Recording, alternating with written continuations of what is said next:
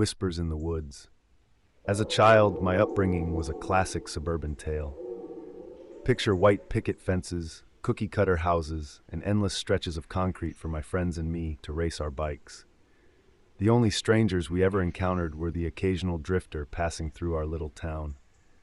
My father toiled at the steel mill while my mother managed our home. I recall school-free afternoons spent cycling, visiting the arcade, attending Boy Scout meetings, and venturing into Stokes Woods, which bordered our quiet neighborhoods. Stokes Woods was where my friends and I had so many firsts. It was the first bit of real freedom we had. We spent summer days exploring, making maps, and setting up camps that would be found again later to our great amusement. It was our first brush with death, too, finding birds or animal carcasses on the trail. We poked them with sticks and ooh-ed at the bugs that crawled out of them. We never guessed that one day we might share their fate. I was in the woods the first time I swore, yelling "damn it" as I skinned my knee when I was 8. I was in the woods the first time I saw a naked woman, the glossy pages of Terry's dad's Playboy gripped in my sweaty hand as we sat around a campfire when I was 11. It hosted my first camping trip there, and it was the first place I was allowed to camp alone. Well, with Terry and Reggie, but it was our first time out alone at night. It was also where we found the treehouse. The treehouse was a relic of kids gone by. It was in a big old tree set into a clearing, a fire pit dug in its shadow, with a dumbwaiter to pull things up and rope ladder to climb up through a trap door. It had been built in pieces. There was a wall inside with the signatures of kids who had added to it, complete with dates when they had completed them. When we came across it one afternoon, our 9-year-old eyes growing wide with wonder, we knew we had found something special. Over the next few weeks, we replaced the rope ladder, cleaned out the fire pit, and replaced the dumbwaiter rope. We painted it too, finding some paint at the junkyard and painting the faded treasure in a wash of purples and browns and gold. We added a bike rack, again with wood from the junkyard, and signed our names and date to the wall when the project was done. The easy trip to and from the yard made me believe that the treehouse might have been constructed from things they found in the junkyard. We asked Old Man Macy, the caretaker, and he said that kid had been coming and going for years, taking stuff for a project in the woods. He was glad it had been put to such good use. We had been playing and camping and using the treehouse for a couple of years when Terry suggested a Halloween sleepover. It's on a Friday. We can camp out in the treehouse, eat candy, and tell scary stories. I thought it sounded like a great idea, and my parents agreed. 3 kids alone in the woods may sound weird to some of you, but the town we lived in was very rural. Our town had a population of around 1,200, and crime was almost non-existent. Besides the odd traveler that sometimes blew through, you knew your neighbors very well. We had camped in the woods for the last 2 years, and the Boy Scouts had taught all of us how to camp safely and not burn down the woods. That night, we all hit the streets as soon as the lamps came on. We set out with pillowcases in hand and embarked on a sweet journey to collect the most candy. As we always did, we had a theme, and we were all dressed as Avengers when we went out to trick or treat. I was Hawkeye, bow slung over my shoulder, homemade costume and cheap mask covering my eyes. Reggie was the Hulk, body painted green with absurd foam Hulk hands on his real hands and a cheesy mask frozen into the eternal grimace. Terry was Captain America, his store-bought costume topped off by a trash can lid shield that he had painted a star on. We moved from house to house, striking poses and delighting adults as they filled our pillowcases with candy. By the time the porch lights started going out, we had bulging sacks ready to burst from candy. We stopped at our homes, dropping off a little excess candy and getting our camping stuff.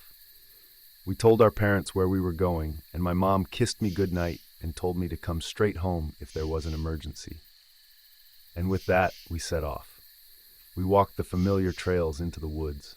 Our backpacks were bulging from our candy sacks, and the night was lit by a full and ghostly moon. Terry and Reggie talked excitedly about the candy, wanting to tell ghost stories as we ate it, but I kept getting distracted. I could swear there was a noise out in the woods, a bird or a high-pitched wind. As we moved towards the treehouse, it seemed to follow us. The other two were oblivious, but the sound made the hair on the back of my neck stand up. It came closer and closer, never quite reaching us, but seeming to pass us sometimes. I heard it behind us, heard it in front of us, and how the others were oblivious was beyond me. When the treehouse rose up to greet us, it was a real relief. In the light of the full moon, though, it looked ghostly and strange. I had thought the noise would cease to be an issue once we arrived, but it didn't. As we loaded our bags on the dumbwaiter, I could swear that the whistling still surrounded us. I rushed them a little, gaining some grumpy looks, but I wanted to be out of the woods and into the safety of the treehouse. Once we were safe inside, lanterns on, and candy spilled onto the floor, I began to feel at ease. This was our sanctuary. Nothing bad could happen to us here. We were children who had yet to experience loss or real trauma. We were secure in our knowledge that our parents would still protect us from anything, no matter how bad it got. We were foolish, but children are supposed to be foolish, I guess. Reggie was halfway through one of the full-sized candy bars the Hudsons had been giving out when Terry suggested we start ghost stories. Terry loved scary stories, and he usually had a pretty good collection of them from the internet or wherever. Reggie pulled a beanbag chair over from a corner, and I dragged a camp chair over so we could group up around the lantern. Typically, we would tell our stories around the fire pit, but I think we all sensed that tonight it was better to be inside. Halloween was unique somehow. It was best to be inside after dark. Terry brought the flashlight up under his chin, tilting the light knob down on the lantern, and grinned at us ghoulishly. "This is a true story.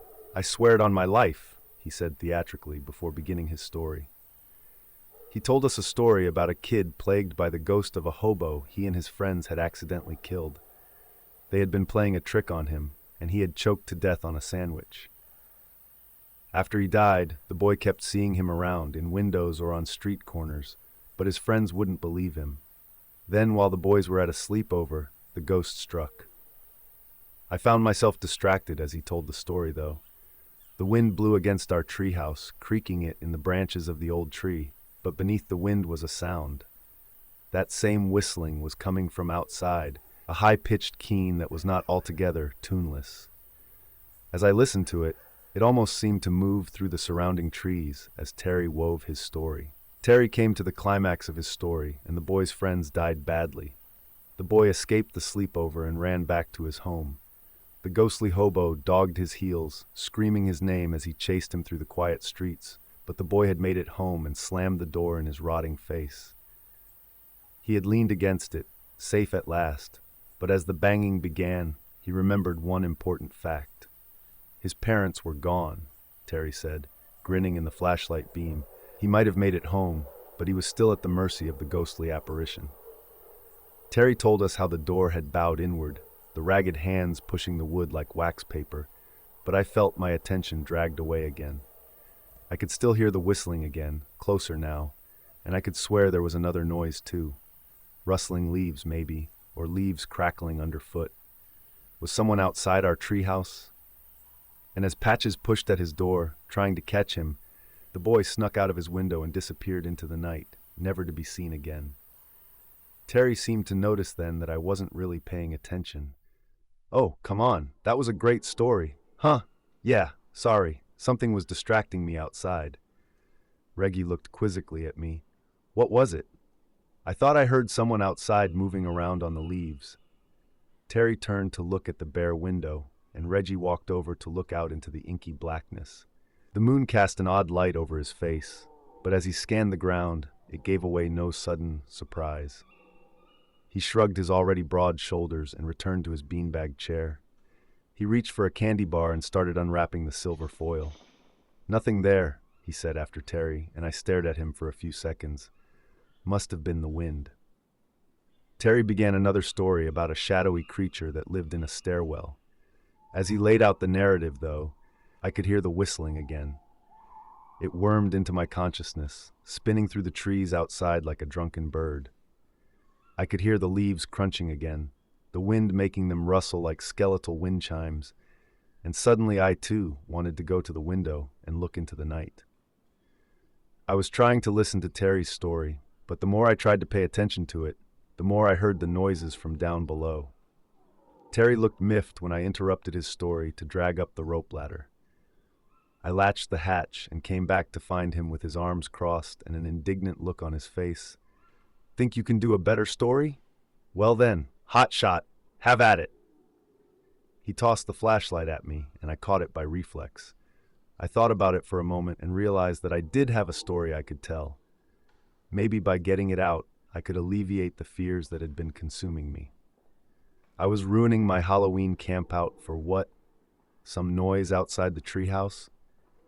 It was probably just a raccoon or something that had been spooked when we arrived. My unease had given me the perfect story, though. So these three kids were walking in the woods. They were going camping, and were going to a familiar spot in the woods to set up. They left their homes at dusk, wanting to camp out under the stars in just their sleeping bags. Their parents told them that if anything went wrong, they could come home and sleep there. But the boys had done this 100 times and felt that they knew the woods like the back of their hands. They felt like nothing in the woods could surprise them. They were wrong. Terry sneered, but he sat close to the lantern and listened nonetheless. Reggie opened another candy bar, the story drawing him in as the stories almost always did. Reggie didn't really seem to like scary things. He was kind of a scaredy cat, but he liked stories. He would sit and listen, getting more and more terrified, but always beg for another when you were done. They walked towards the determined campsite, talking animatedly about the s'mores they would make and the scary stories they would tell. One of them kept hearing something as they walked, though. He heard the snap of a twig, the crunch of a leaf, and it made him wary. He told his friends, but they shrugged it off as nothing. It was late afternoon, the sun was setting, and animals were coming out to forage. They were probably just hearing animals moving around in the dry leaves. The two of them went back to walking, talking between themselves, but the third kept listening, kept looking over his shoulder to see what lay behind. Terry and Reggie were paying attention, Terry a little begrudgingly. Reggie's eyes were large and starry as he listened. As I told the story, I almost thought I could hear the leaves crackling outside. The wind in the trees rattled the dying year's foliage against the limbs, and a low whistle could again be heard outside. It was tuneless and wafting as it warbled across my sanity. I knew just what was stalking these kids through the woods as I began to spin their tale. He kept asking them to listen, telling them it was important, but they wouldn't listen to him. They kept walking, kept talking, and all the while, the crunching of leaves and the rusting of limbs followed them, getting closer and closer. The boy became afraid. The steps sounded large, but he couldn't see anything in the trees as they proceeded down the trail. One of the others finally yelled at him, telling him to stop being stupid and just enjoy the trip. There was nothing out there. No one but he could hear it. He was being stupid. He needed to relax. I paused for dramatic effect, seeing Terry roll his eyes at the description of the boy in the story. That's when they heard the whistling, and I imagined I could still hear that whistling outside the treehouse. It was getting closer and closer as I told the story. Was the story drawing it in? Was I calling it to the treehouse? But by now, though, I couldn't stop myself. The story needed to be told, and I had become a conduit for it. I would tell it to the end, even if the whistler came right up the tree after us. They all froze when they heard the whistling. This was no wind through the boughs of a tree. This was a tuneless, monotonous whistling that cut across the dying afternoon like a sickle through wheat. It was behind them, seemingly on the trail, and they could hear it getting closer and closer. They began to make their way towards the campsite, walking a little faster, but all three looked over their shoulder now. They were all made uneasy by that whistling, and they all wanted to put some distance between themselves and it. My friends sat forward, hanging on my every word, entranced by this new development. Outside, I imagined I could hear the whistling coming from just outside the clearing. They didn't talk anymore. They didn't laugh, and they didn't joke. They let their feet take them ever onward, but the whistling followed them. The friend who had insisted it was nothing said that maybe they should speed up a little bit. The campsite couldn't be far. Once they were there, they could take a side trail and get back to town. or whatever it was would leave, and they could get back to their campout. The other two agreed, but all of them knew that the campout was already canceled. None of them would sleep here tonight, not willingly. They sped up, but the whistling followed them steadily. One of them said they should stop and confront the whistler. He must be human. Who else or what else could whistle? The other two shot him down, though.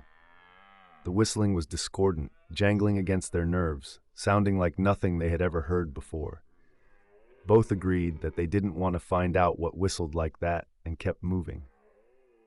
Something bumped the bottom of the tree, but my audience didn't seem to notice. It wasn't a hard bump. It didn't shiver the whole tree. It felt more like an inquisitive tap, a gentle knock, someone trying to get our attention. I put it out of my mind, maybe the wind or something, and kept telling. They kept moving, deeper and deeper into the woods, all the time being chased by the whistling.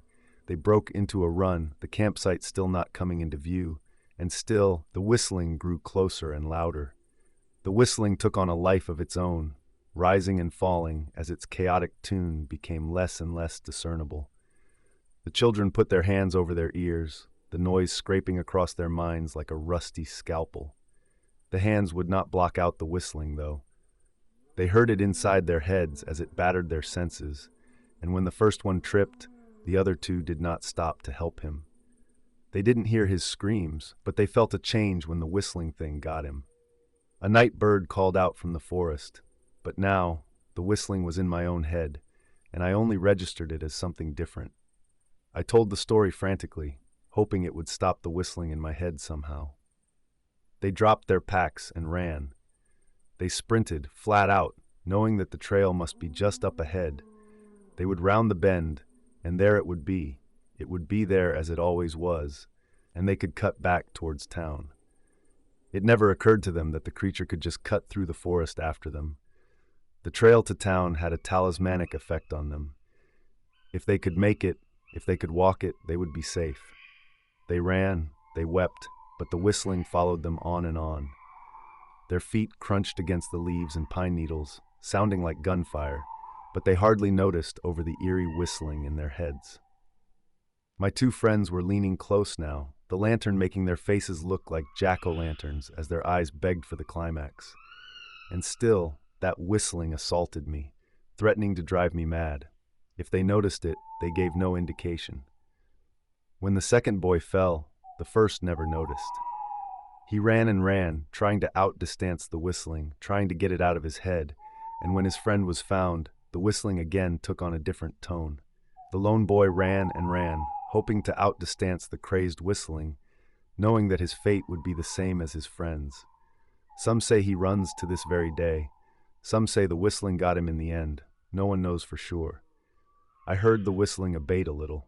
It didn't leave, but it did lighten slightly. I felt like crying as I came to the end of my story. Maybe I would be allowed to live where the boys had died. The search parties found their backpacks 2 days later, animals having worried them to get at the food. They found the campsite bare, no fire having been lit in weeks. Of the boys, they found no sign. No trace was ever found, not a scrap of clothing, not a footprint.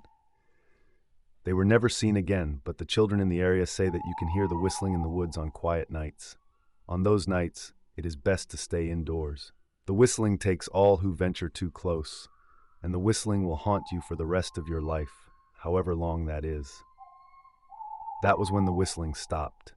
It stopped so abruptly that I wondered if it had ever been there at all.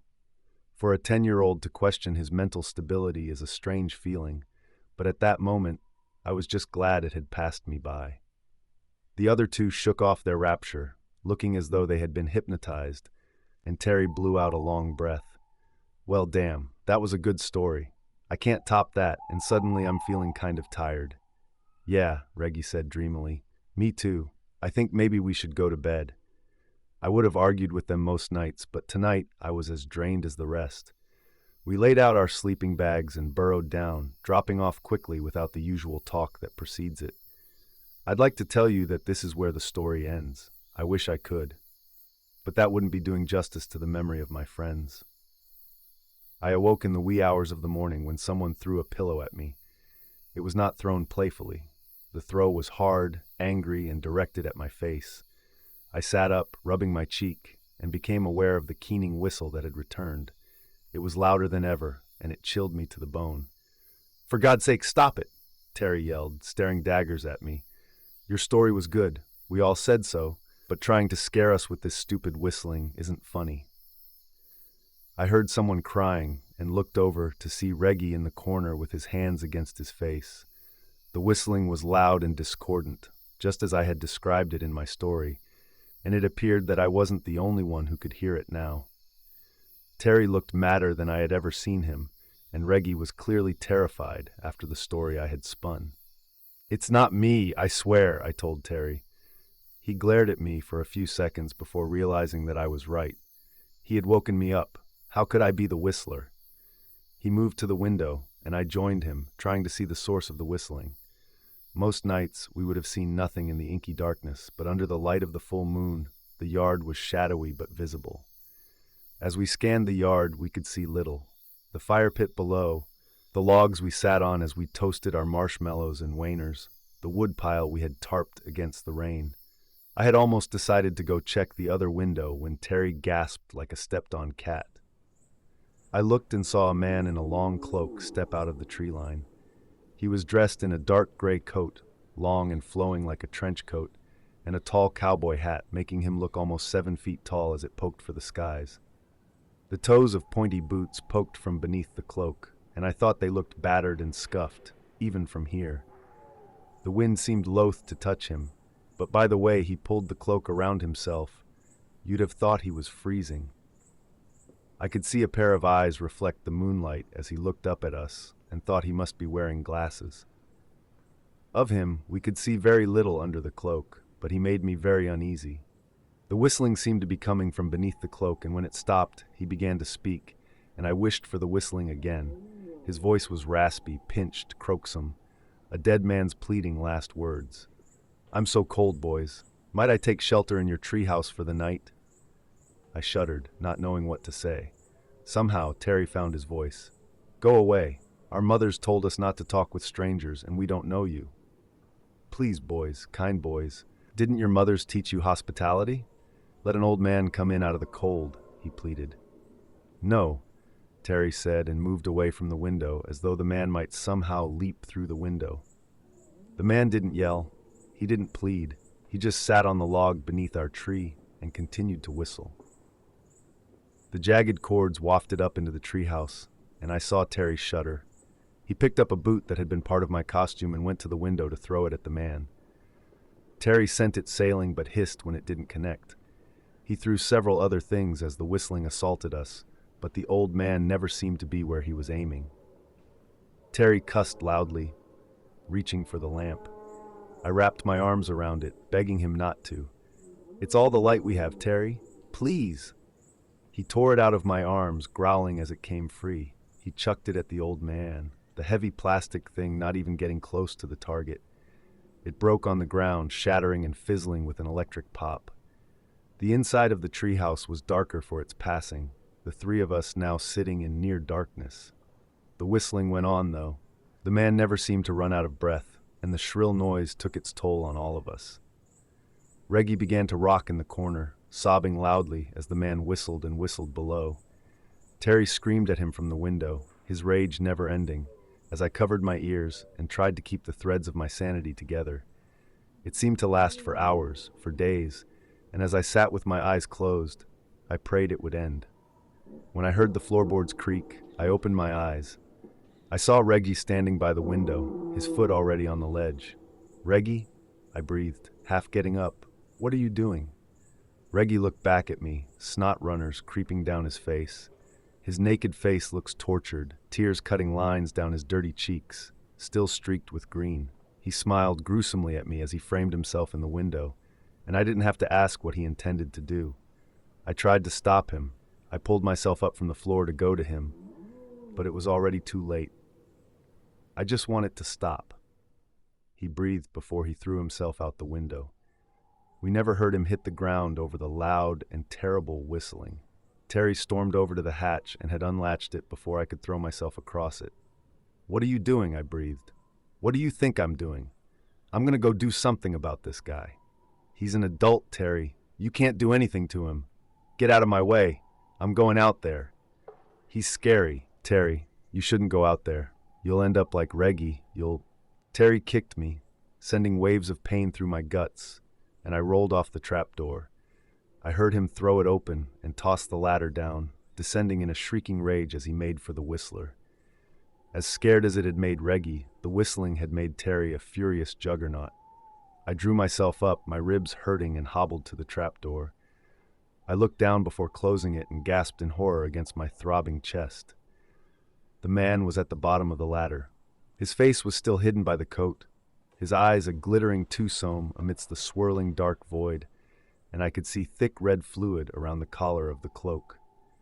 He was 2 rungs up the ladder, temporarily frozen by my gaze, and I slammed the hatch and threw the lock a second before he slammed into it. I crawled away from the hatch, seeing it buck wildly and hearing him scream at me to open it. He cussed and howled like an animal, wanting to get in, but stopped by the strong bolt some past child had installed on the sturdy hatch. Maybe they had installed it to keep him out, I thought. My fear overtopped me at some point, and as I watched the door jump in its frame, I must have passed out. When the banging woke me up, it was daylight, and I screamed loud enough to startle whoever had been banging. "Easy, kid, it's Sheriff Blask. Are you okay?" I dragged myself to the hatch, my ribs aching, and threw the bolt before falling back, panting. If it was the whistler, I hoped he was quick at least. My ribs would turn out to be broken, and their healing would encompass 2 of the worst months of my life. Every time I breathed in, I was reminded of the whistler and that last encounter with Terry. At that moment, though, I didn't care what happened. I just wanted it to end. Sheriff Blaskic pushed the flap open, though, and I guessed I'd get to live another day. He took me to the hospital. He took me to the waiting arms of my parents, who pulled me into their warm embrace and threatened to never let go. I had been missing for 2 days, they told me, and when the police had seen the state of our treehouse, they feared the worst. They never found any sign of Terry or Reggie. I told them what had happened. I told them about the whistling man, Reggie's fall, and Terry charging from the treehouse to attack him. I told them about how I'd locked the trapdoor and passed out as I watched the man try to batter his way in. They took my statement, searched those woods with officers and dogs and every able-bodied set of legs in town, but they never found anything. Not a scrap of cloth, not a drop of blood. My friends were just gone. That was 8 years ago. I've seen that night in my dreams every night since. The events live on in my memories, and I often wake up screaming as the man tries to break the hatch open. In my dreams, I don't pass out. In my dreams, the hatch doesn't hold. In my dreams, I wake up as he wraps his hands around my throat and drags me towards that pitch-black maw he hides behind the coat. I haven't been back to the forest since that day, and I don't think I ever will. Lately, though, I've been hearing the whistling as I lie in bed at night. I look out the window, my backyard butting up to the woods, and see 2 small figures hovering on the outskirts. Sometimes the man in the coat is there too, but I know better than to try and tell my parents. They're gone when they get there, and I just end up looking crazy. I leave for college next week, and I've chosen one in the middle of a big city. I plan to attend it because the closest collection of more than 4 trees is 60 miles from my dorm. I'm hoping that distance will stop these apparitions, but I don't know. I can hear the whistling now, even as I write this. I can hear my dead friends' soft calls as they entice me to come out and play. I can hear that whistling as it scrapes against my nerves yet again. I hear it, and I hope that I get to leave for college before it becomes too much to bear. Before, it calls me back to the treehouse once more, a childhood haunting. Growing up, my life was pretty standard for a suburban kid. Picture it, white picket fences, cookie-cutter houses, miles of sidewalk for biking with my buddies, and the rare sight of a drifter passing through our sleepy town. Dad clocked in at the steel mill. Mom kept the house in order, a typical family in a town where everyone knew your name. Afternoons off from school were for bike rides, trips to the arcade, Boy Scouts, and adventures in Stokes Woods, a patch of wilderness bordering our quiet neighborhood. Stokes Woods became our playground for all sorts of firsts. It was our first taste of real freedom. Summer days were spent exploring, creating maps, building makeshift camps that we'd later stumble upon with a sense of triumph.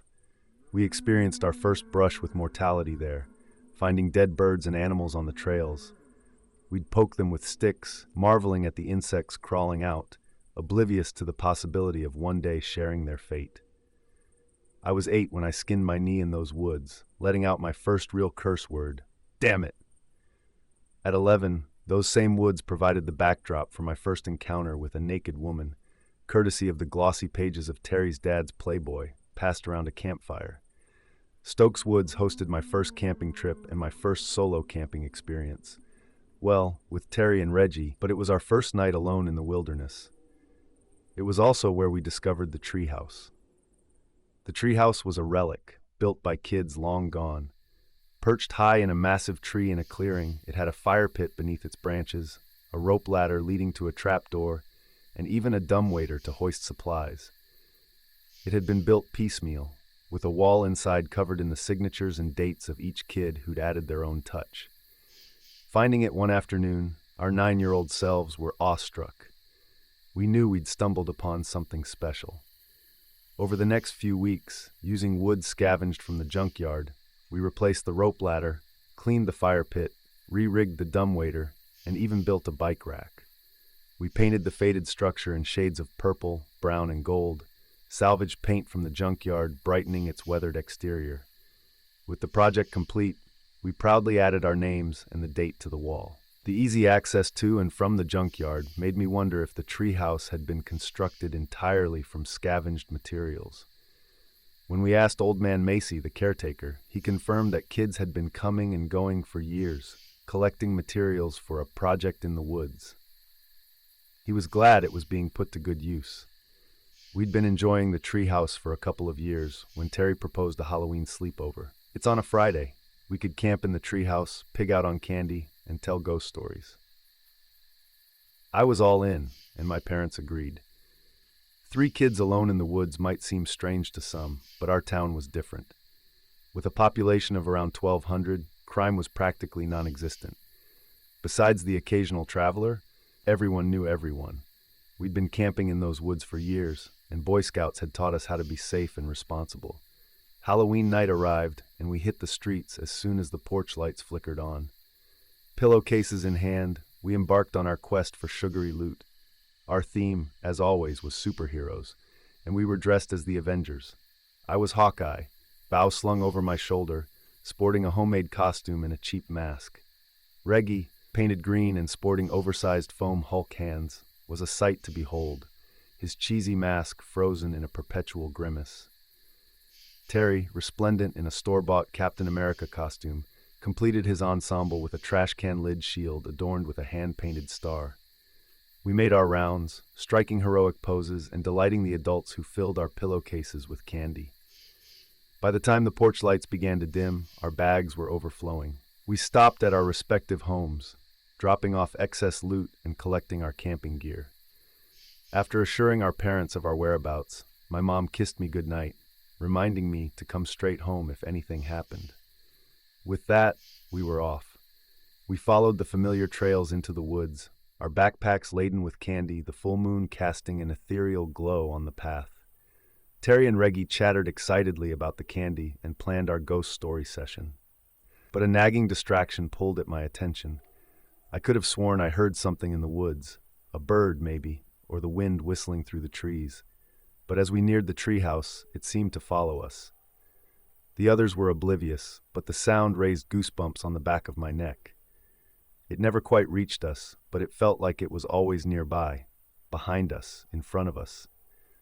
How the others couldn't hear it was beyond me. Reaching the treehouse felt like a victory, but bathed in the eerie moonlight, even our familiar haven seemed different. I had hoped the unsettling noise would disappear once we were safe inside, but it persisted. As we loaded our gear onto the dumbwaiter, I could still sense the whistling surrounding us. I urged them to hurry, drawing annoyed glances, but I was desperate to be inside the treehouse, away from the unsettling sounds of the forest. Finally, we were safe inside. With lanterns glowing and candy scattered on the floor, I started to relax. This was our sanctuary. Nothing bad could happen here.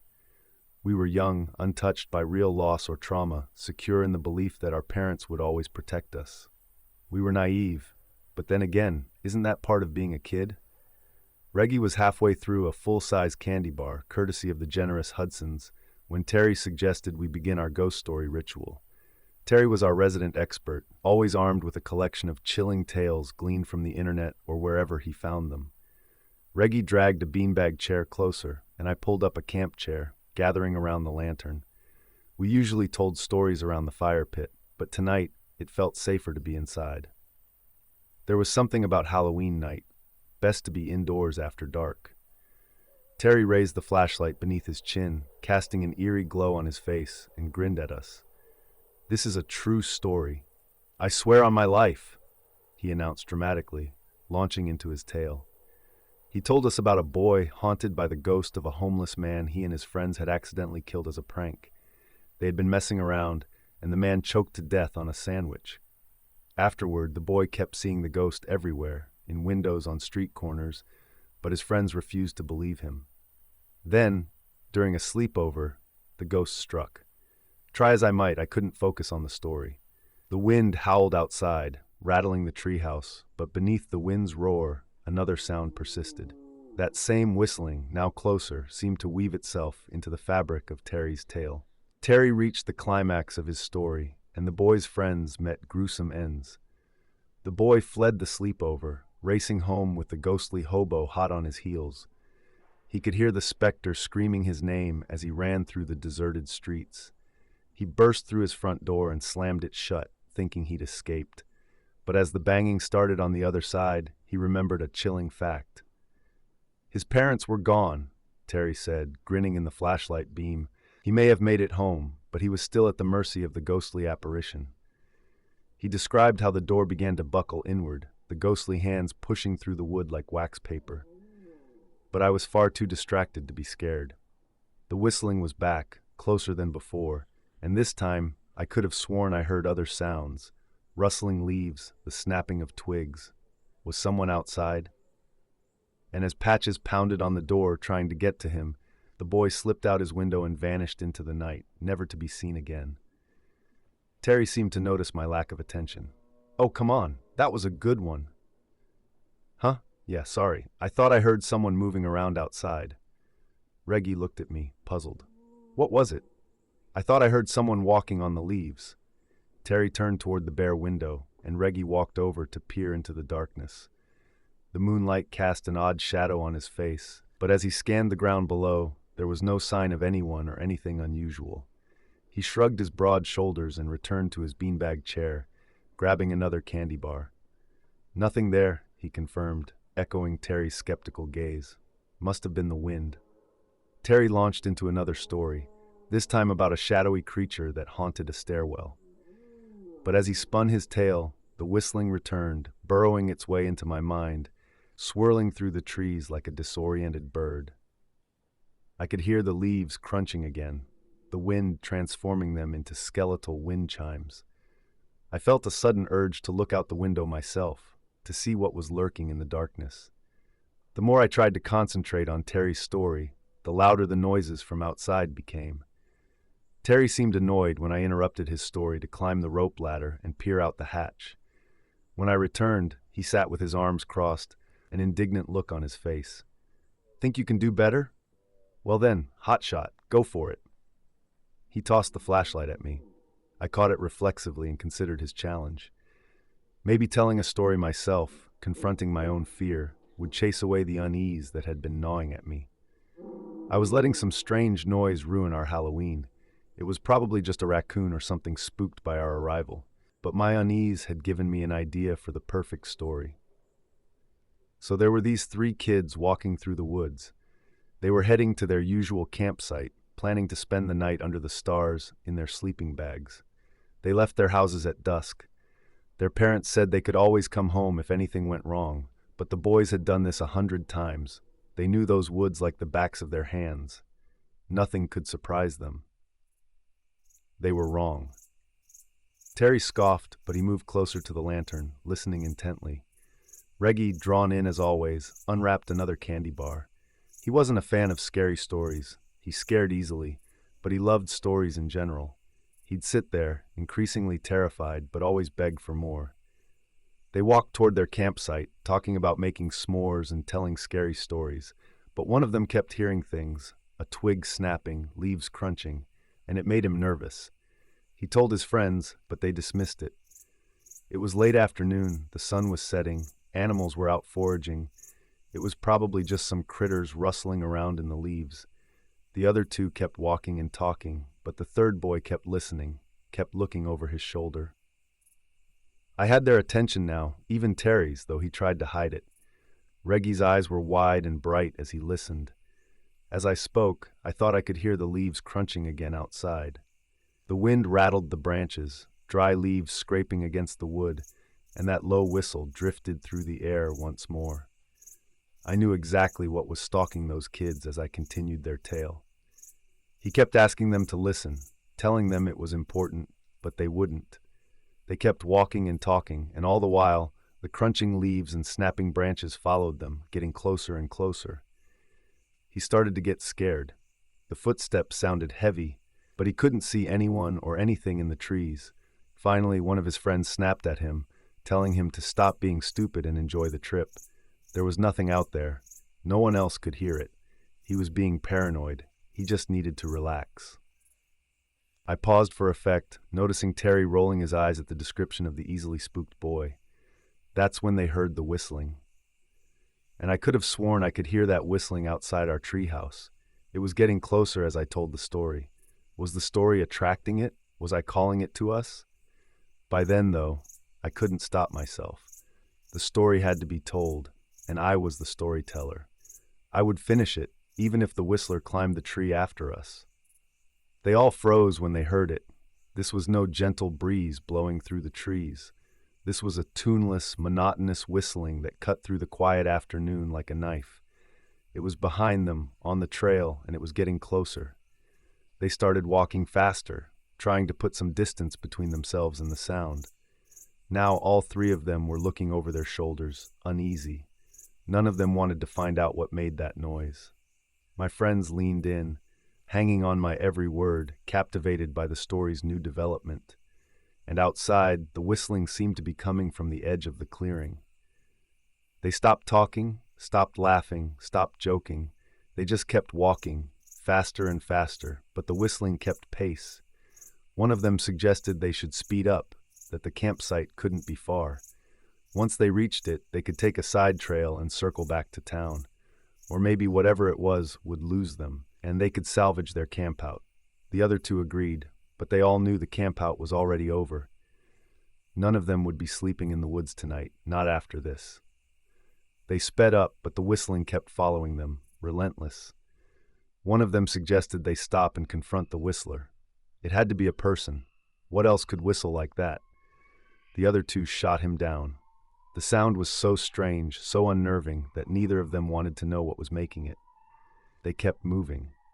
Something bumped against the base of the tree, but my audience was too engrossed to notice. It wasn't a hard bump.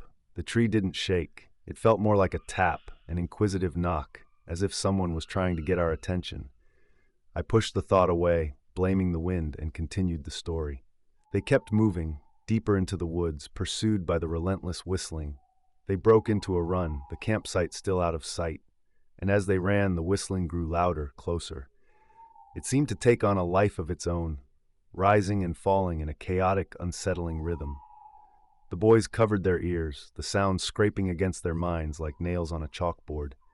But covering their ears didn't block out the sound. It seemed to originate from inside their heads now, battering their senses. And when the first boy tripped and fell, the other two didn't stop. They didn't even seem to hear his cries. They only felt a change in the whistling, a subtle shift as whatever it was reached their friend. An owl hooted in the distance, but the whistling had invaded my own thoughts.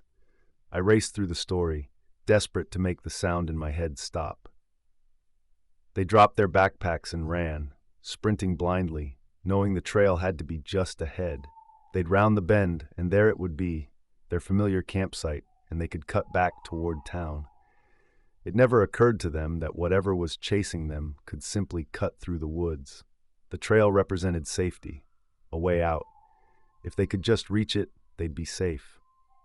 They ran, tears streaming down their faces, but the whistling pursued them relentlessly. Their feet pounded against the leaves and pine needles, sounding like gunshots. But the only sound that registered was the eerie whistling in their heads. My friends were practically leaning into me, their faces lit by the lantern like jack-o'-lanterns, their eyes begging for the resolution. And still, the whistling assaulted my senses. If they noticed it too, they didn't let on. When the second boy fell, the first one didn't even notice. He just kept running, desperate to outrun the whistling, to silence the sound in his head. And as whatever was chasing them reached his friend, the whistling changed again. The lone boy ran until he couldn't run anymore, knowing that he would meet the same fate as his friends. Some say he's still running to this day, lost in the woods. Some say the whistling finally consumed him. No one knows for sure. The whistling seemed to fade slightly. It didn't disappear completely, but the intensity lessened. I felt like crying. Maybe, unlike those boys, I would be allowed to survive this night. The search party found their abandoned backpacks 2 days later, torn apart by animals scavenging for food. The campsite was empty, untouched. No fire had been built there in weeks. And of the boys themselves, there was no sign. Not a scrap of clothing, not a footprint. They were gone. But people say you can still hear that whistling in those woods on quiet nights. On those nights, it's best to stay inside, because that whistling takes anyone who gets too close, and it will haunt you for the rest of your life. And just like that, the whistling stopped. It stopped so abruptly that I wondered if I had imagined it all along. It's a strange thing for a 10-year-old to question his sanity, but I was just relieved it was gone. My friends snapped out of their trance, looking dazed. Terry let out a long breath. Damn, that was a good story. I can't top that. And suddenly I'm feeling kind of tired. Yeah, Reggie mumbled, me too. Maybe we should get some sleep. On any other night, I would have argued, but tonight I was exhausted too. We unrolled our sleeping bags and drifted off almost immediately, without our usual pre-sleep chatter. I wish I could say that's where the story ends, I really do. But that wouldn't be fair to the memory of my friends. I woke up in the pre-dawn darkness when something slammed into my face. It wasn't playful. It was hard, angry, and aimed directly at my head. I sat up, clutching my cheek, and that's when I heard it again. The high-pitched whistling, back with a vengeance. It was louder than ever, and it chilled me to the bone. For God's sake, knock it off, Terry yelled, glaring at me. Your story was good, but this stupid whistling isn't funny. I heard someone crying and looked over to see Reggie huddled in the corner, his face buried in his hands.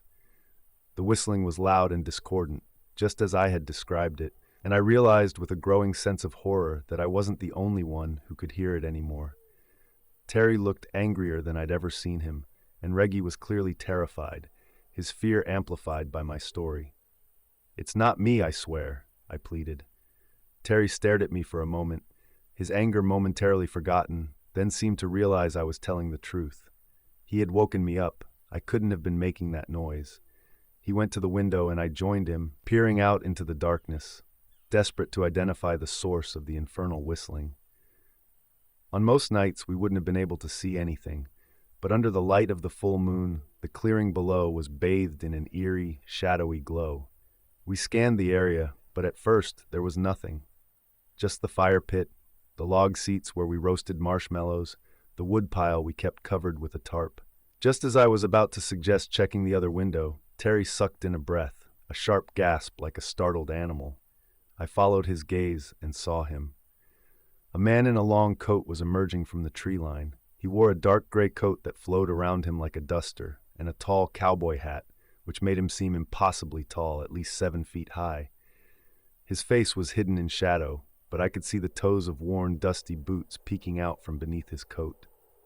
The wind seemed to flow around him, but the way he clutched the coat tighter suggested he was freezing. I could just make out the glint of moonlight reflecting off his glasses. We couldn't see much of him beneath that coat, but he filled me with a sense of dread.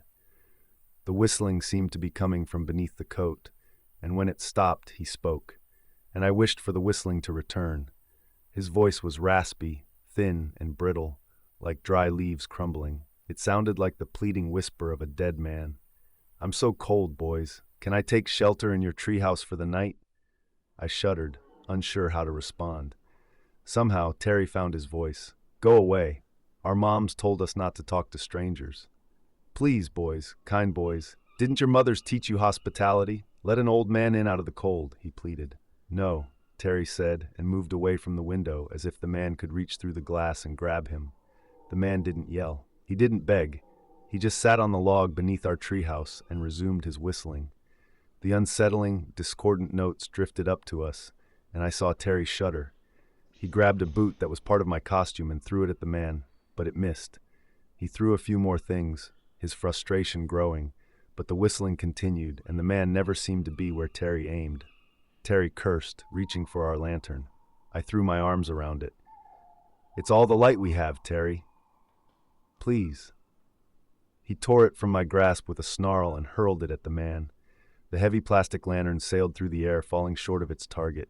It hit the ground with a sickening crunch and a shower of sparks, plunging the treehouse into darkness.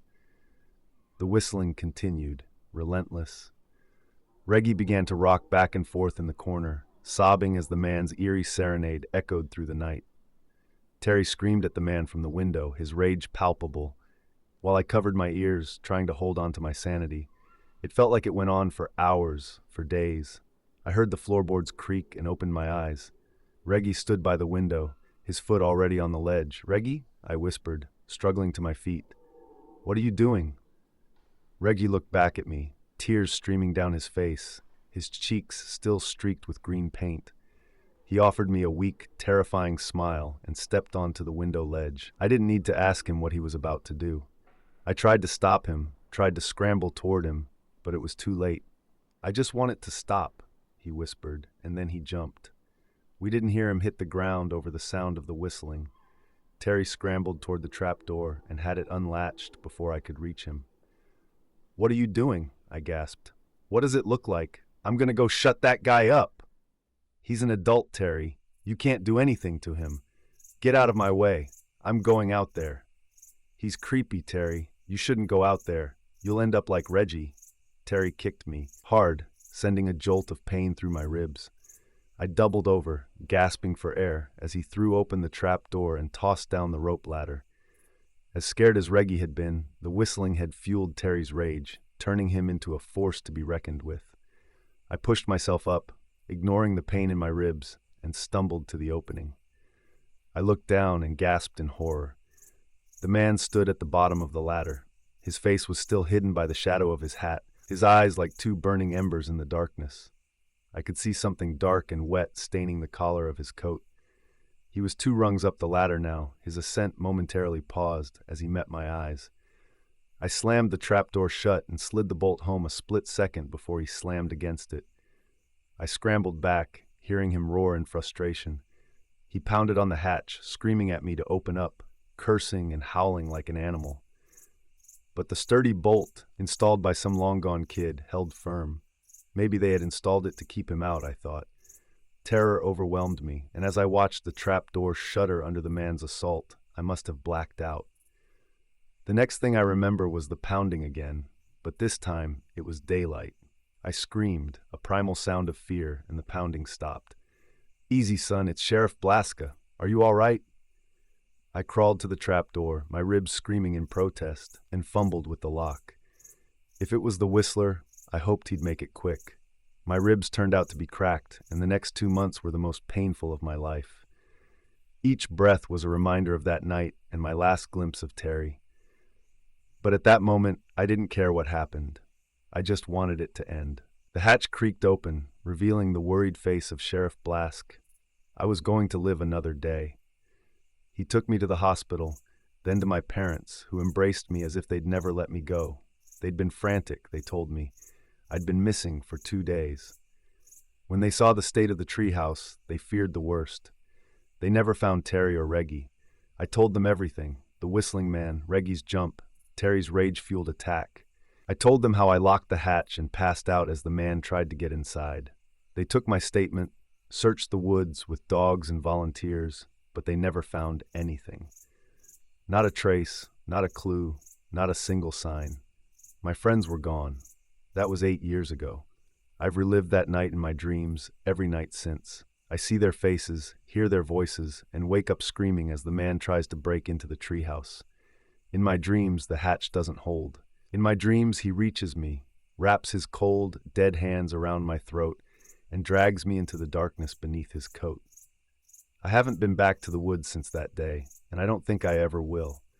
But lately, I've been hearing the whistling again as I lie in bed at night. Sometimes, I look out my bedroom window into my backyard that borders the woods, and I see them. Two figures, small and silent, standing at the edge of the trees. Sometimes, the man in the coat is with them, but I know better than to tell anyone. By the time anyone checks, they're gone, and I just sound crazy. I'm leaving for college next week, a school in the middle of a big city. The closest group of trees is over 60 miles away. I'm hoping the distance will make it stop, but I don't know. I can hear the whistling now, even as I write this. I can hear my dead friends calling to me, inviting me to come out and play. I can hear the whistling, scraping against my sanity, and I can only hope I make it to college before it becomes too much, before it calls me back to the treehouse.